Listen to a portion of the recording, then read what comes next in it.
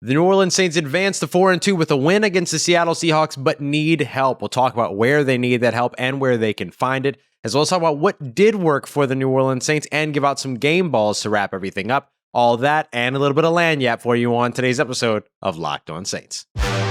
You are Locked On Saints, your daily New Orleans Saints podcast. Part of the Locked On Podcast Network, your team every day.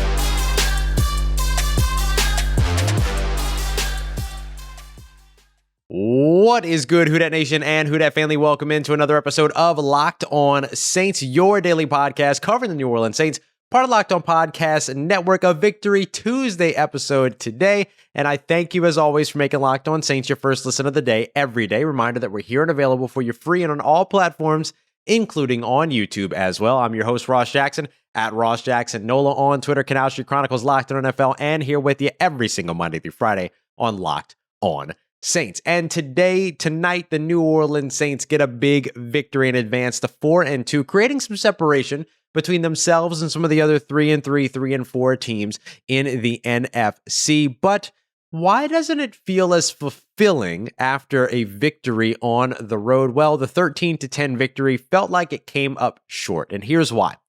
If you take nothing else away from this episode, take this away. The New Orleans Saints, Jameis Winston, Alvin Kamara, they need help. And they need help with the wide receiver position stat immediately, right away, post-haste, days ago. They need help at that wide receiver position. And yes, the New Orleans Saints do expect to get Michael Thomas back at some point over the course of the next couple of weeks, but do keep in mind that Michael Thomas has not practiced since January of this year, and you can go back to September of last year before the last time that he came out on the field 100% healthy. So with all of that being the case, the New Orleans Saints could probably still use some help, even in addition to eventually, whenever that timeline may shake out, getting Michael Thomas back. Alvin Kamara had a phenomenal game in this game. Jameis Winston played a good game in this one. Didn't put the ball in harm's way, didn't do anything to cause any issues for the New Orleans Saints. Actually had some passes dropped deep downfield. New Orleans Saints wide receivers in this matchup were targeted 16 times and came away with 4 catches, 3 of them from Marquez Callaway.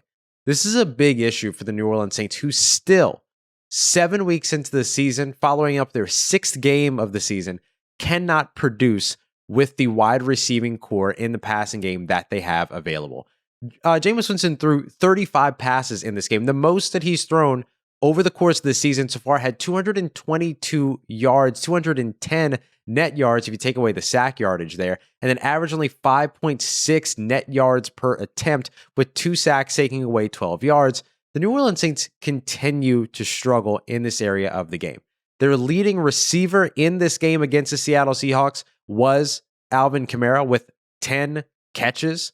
10 catches by Alvin Kamara and 128 receiving yards, getting 119 of those after the catch, which is the largest yards after catch total of the season by an individual player so far in the NFL. So the Saints did improve somewhere where they wanted to coming into this game, which was being able to put passes in the right locations to allow for receivers to be able to catch and run. But the first part, catching, not the biggest strength from this New Orleans Saints receiver core. You saw passes dropped by Tre'Quan Smith, by Kevin White, who was elevated from the practice squad for this game, by Kenny Stills, who probably really wants that deep shot down the right sideline back really, really badly. And you also saw some plays that weren't able to be made by guys like Ty Montgomery in the passing game, as well as Marquez Callaway, who came away with the most receptions, 3, by a New Orleans Saints wide receiver. So they need help at this spot. And look, we can't expect that it's just going to be better with the team getting healthier. Treikwan Smith came back for this game, and as expected, he had some growing pains. But unfortunately, he had some growing pains that are pretty startling and pretty disappointing, like not understanding his assignment and not understanding what his actual responsibilities were on the field. There was one play where he was flagged for pass interference where it looked like he thought it was a run play, and he worked down the field starting to block a defensive back that ended up getting hurt on the play, getting him flagged for pass interference on a play that Jameis Winston apparently thought was going to go to Tre'Quan Smith, but Tre'Quan Smith didn't even turn around to find the ball. There was another one earlier on in the game that could have caught Tre'Quan Smith up the seam, but Tre'Quan Smith kind of stopped running the route to the point where Jameis Winston actually was yelling at Tre'Quan Smith on the sideline, pushing him out of the huddle, hurrying him to get into position. This is just not what you want to see from the New Orleans Saints wide receiver core. And I understand that Tre'Quan Smith hasn't practiced and hasn't played. And again, we expected there to be some growing pains, but some of the issues that Tre'Quan Smith had seem to be bigger concerns than just, oh, I need to knock the rust off. The Saints need to do something at the wide receiver position, and they need to do it quickly. Again, even on top of Michael Thomas returning to this team.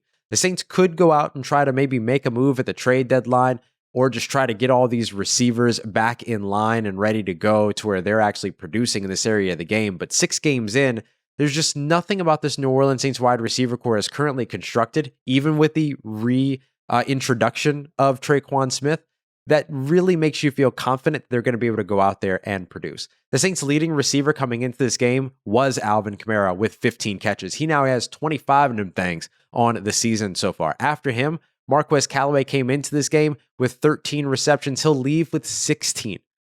After that was Deontay Harris, who had only 12 catches on the season and who was your leading receiver in terms of yardage with 236. He wasn't even available for you in this one because of a hamstring injury. The Saints need more options. They need to be better in the passing game. Go reunite with Brandon Cooks and try to pry him away from Houston.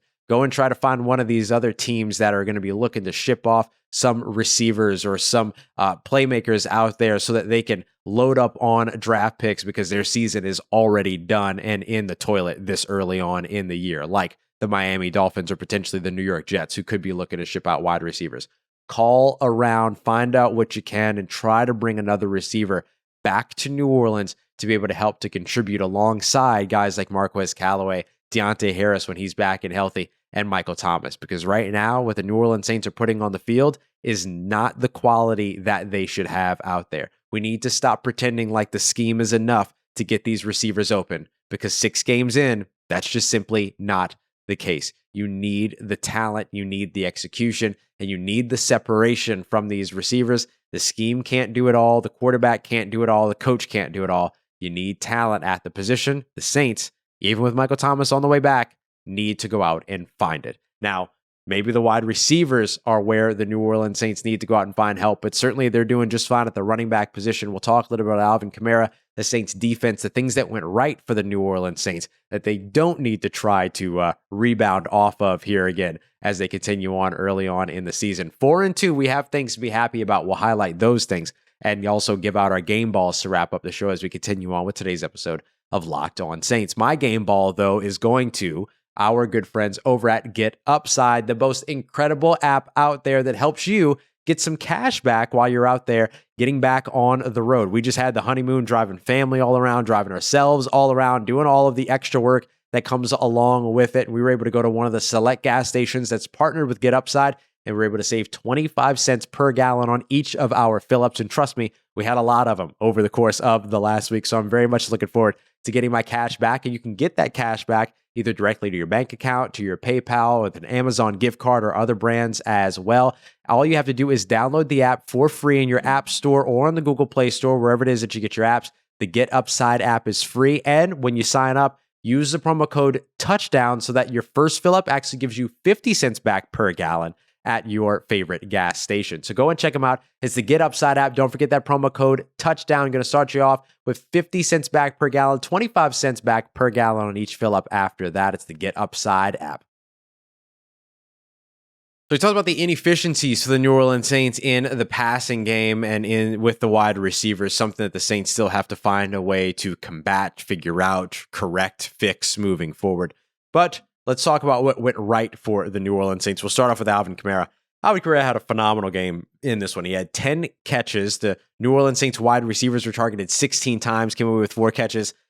Alvin Kamara had 10 catches all on his own, more than doubling all of the wide receivers available in this game. 128 receiving yards, 51 rushing yards, and a touchdown in the air as well. And had a big clutch third down and 10 run as well late in the game. I mean, that was a huge run for the New Orleans Saints. Helped them extend their drives along with a couple of penalties that helped them get there as well to get to the Brian Johnson field goal, who we'll talk about in a little bit. But the New Orleans Saints just did everything right when it came to Alvin Kamara. Alvin Kamara really making the Seattle Seahawks defense pay for just continuing to not pay attention to him every time that these two teams play.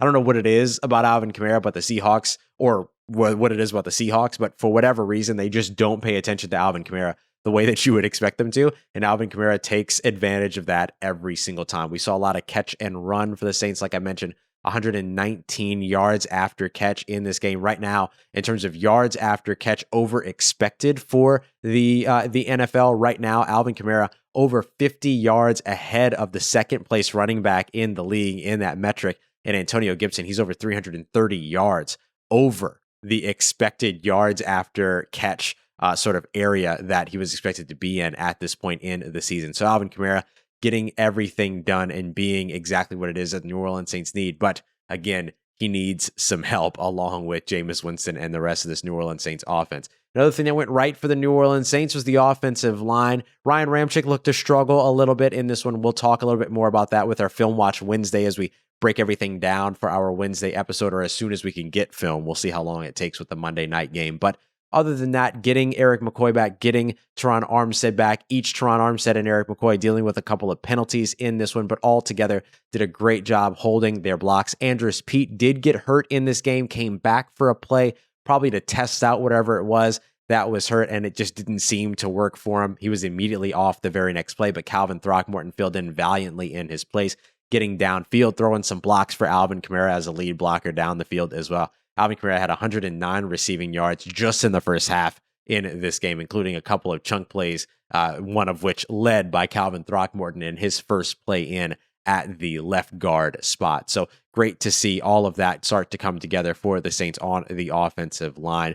Now, another place that things went really well for the Saints on the defensive side. And not a big surprise there. This New Orleans Saints defense has been phenomenal. Can't expect them to win every game for you. They're still going to need to put together a little bit more of a balanced offense over there and get those receivers churning. But with the New Orleans Saints defense as it is, they're going to keep you in games a little bit more than just the passing game is going to keep you in games, as we've seen in years past for the New Orleans Saints. Demario Davis, 10 tackles in this one, had a huge sack on Geno Smith, a couple of big tackles for a loss, and really made a statement for the New Orleans Saints defense, because the New Orleans Saints defense and Seattle offense got really chippy all throughout this game. The Seattle offense and a lot of those players, DK Metcalf, who I believe Cam Jordan called King Troll or something like that in the post-game presser, and also might have referred to him as Decaf Metcalf at one point during a post-game presser. I don't know, but there were a lot of shots being fired, but Demario Davis,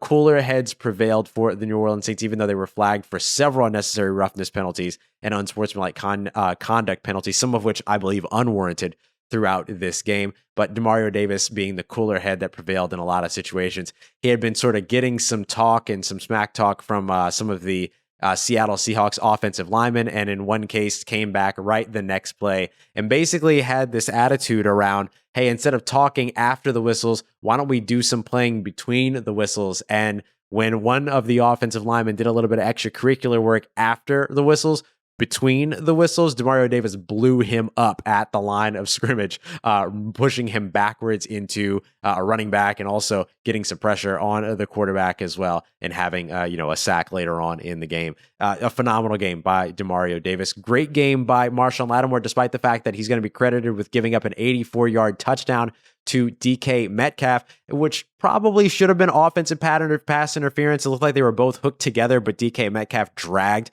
Marshon Lattimore down while running the route.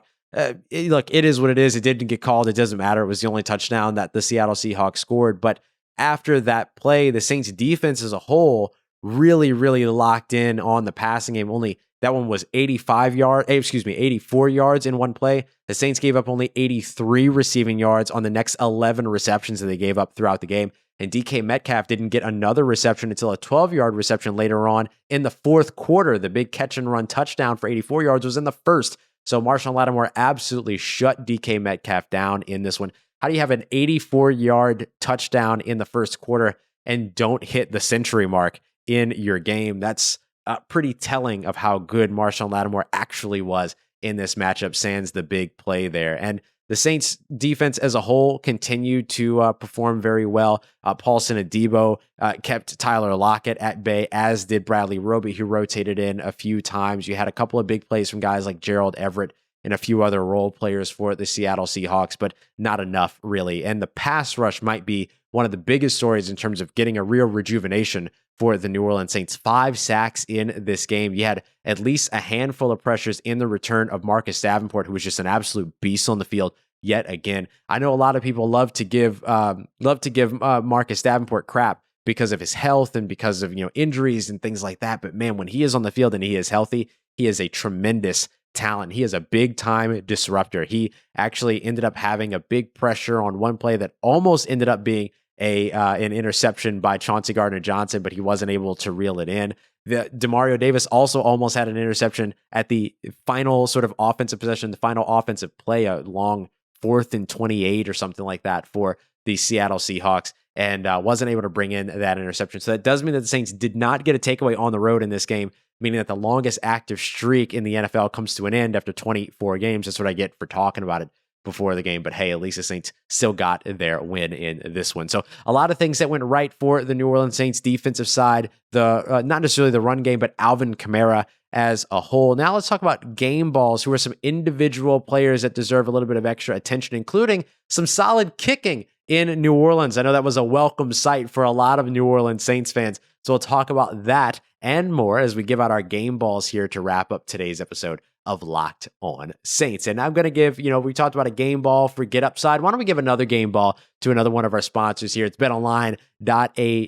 Betonline.ag, giving you everything that you need in order to get in on the action across the NFL, across the MLB, the NBA, which is now underway. It doesn't matter how you want to do it either. They're going to have you covered. You want to do prop bets, they've got you there, whether it be game props or player props. You want to do season-long props, they got you covered there as well. End-of-year awards. If it's not, and even if you don't want to get in on individual wagers to where you're looking at maybe an over-under or a line for a game, instead, you want to get into parlays and sort of bundle together a bunch of favorites on one ticket and walk away with some nice cash that way. You can absolutely do that and much more over at betonline.ag. They even have your favorite Vegas casino games as well. So go and sign up for your free account today and use the promo code LOCKEDON, LOCKEDON, for your 50% welcome bonus on your first deposit. That's promo code LOCKEDON for 50% welcome bonus on your first deposit over at BetOnline, your online sportsbook experts, where the game starts. And I want to give a quick shout out to rockauto.com, who helped me out again here recently. I feel like parking spots are just getting smaller and smaller,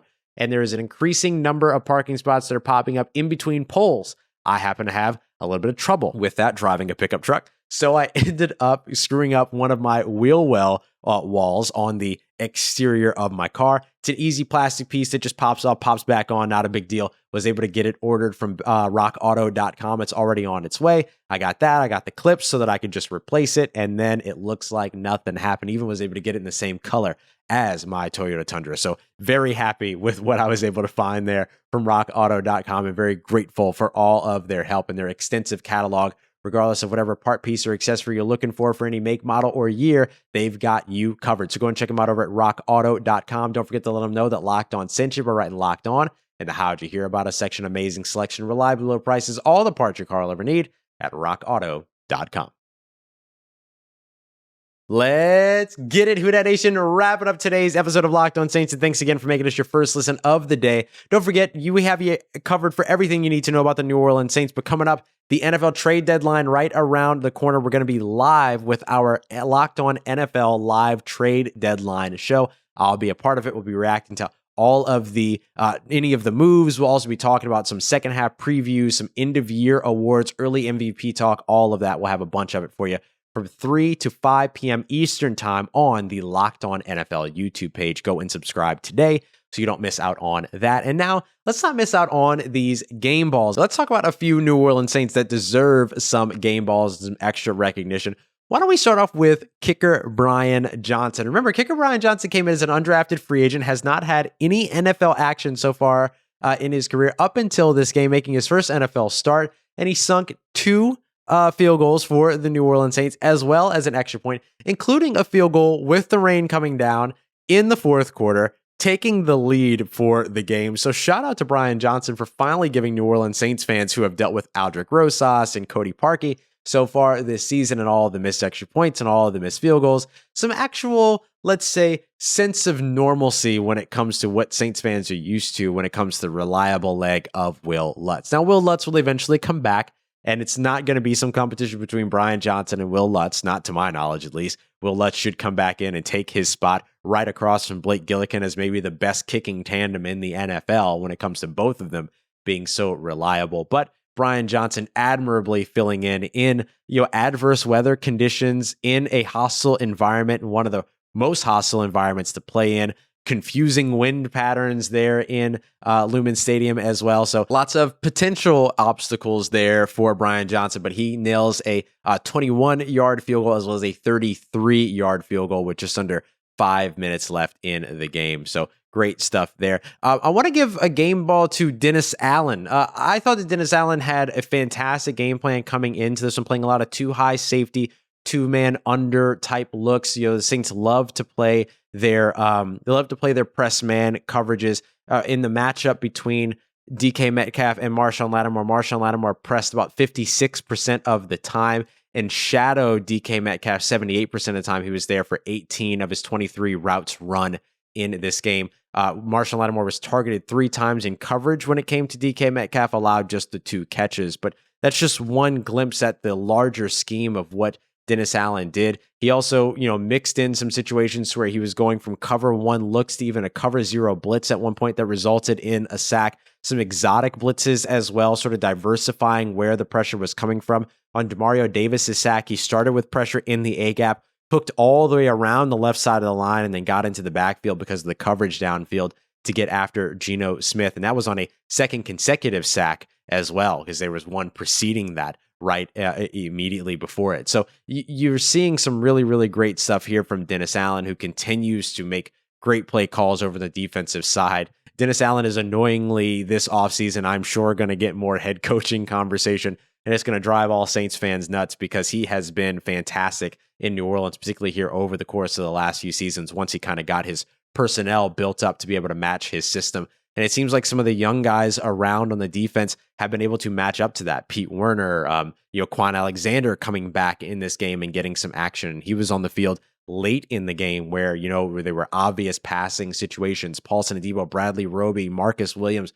having a great game here as well. So it's been great seeing what Dennis Allen has been able to do with this group, and particularly in getting some of these pass rushers back. And that's where I'm going to go with my next game ball. I want to give a game ball to Marcus Avenport. He was really, out of the 3 players that returned from injured reserve, himself, Quan Alexander, and then Tre'Quan Smith, Marcus Davenport was the one that had the biggest immediate impact out of those 3 coming back in. Again, I saw from my rewatch of the game this evening, he had about 5 pressures, let's just say a handful of pressures, made some great plays, absolutely bullied an offensive lineman at one point, got flagged for a really bogus, unnecessary roughness, roughing the passer penalty that I thought was absolute crap. But hey, maybe they just called the flag on him bullying that offensive lineman because he absolutely obliterated the right tackle on that play. And as I mentioned on Twitter, that was the only thing rough about that particular rep. But look, I thought Marcus Davenport coming back to this team was going to have a big impact.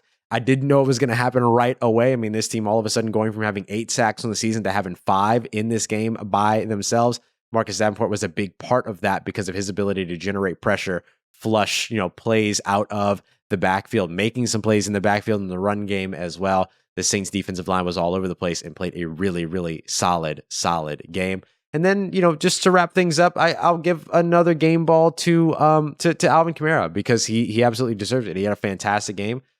Didn't have the best game on the ground, averaged under 3 yards per carry on the ground in this one, 20 carries and 51 rushing yards, but had a big 12-yard run when it counted. Jameis Winston deserves a game ball as well. I know that the passing stats don't look great because of the amount of drop passes and incomplete passes and lack of communication all over the place, but the amount of times that he fought himself for a first down, picking up an 18-yard run with his legs. He had 40 yards on the ground and 8 rushes in this one. I mean, I think both of those guys on the offensive side absolutely deserve that game ball, if you will.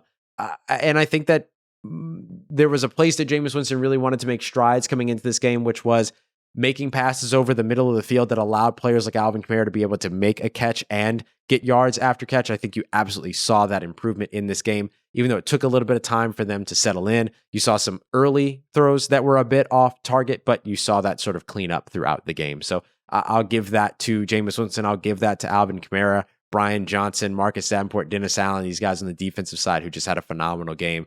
But bottom line, the New Orleans Saints, they still have to get some work done in the receiving core. So we'll see if they're able to do that. We'll talk about some more options tomorrow as we continue on and take our next deeper dive into this victory. But the Saints 4-2 and separating themselves a little bit from the bottom of the NFC and exactly where they want to be heading into their Halloween matchup against the Tampa Bay Buccaneers. A good win for the New Orleans Saints, even if only by 3 points. You'll take them when you can get them. A couple weeks down the line, all it looks like is a W. Coming up, we're going to be talking a little bit more about this victory on tomorrow's episode, break it down a little bit further, hopefully getting the film early enough to be able to break that down as well. Thursday's crossover Thursday, David Harrison of Locked On Bucks coming through to talk about that matchup. And Friday, we'll get our keys to victory in. I'll be in the press box for this Sunday's matchup, so very excited to be able to bring you live updates throughout that game. Going to be a ton of fun here throughout the rest of the week on Locked On Saints. As always, thanks so much for making us your first listen of the day. For your second listen now, go and check out the Peacock and Williamson NFL show. NFL analyst Brian Peacock and former NFL scout Matt Williamson giving you everything you need to know from around the league in less than 30 minutes. As always, y'all, for everything in between here on Locked On Saints, you can find me on Twitter at Ross Jackson, NOLA. Hit me up. Let me know how the family's doing. Let me know how you're living. Let me know how your mom and them and trust you, that nation. I'll holla at you.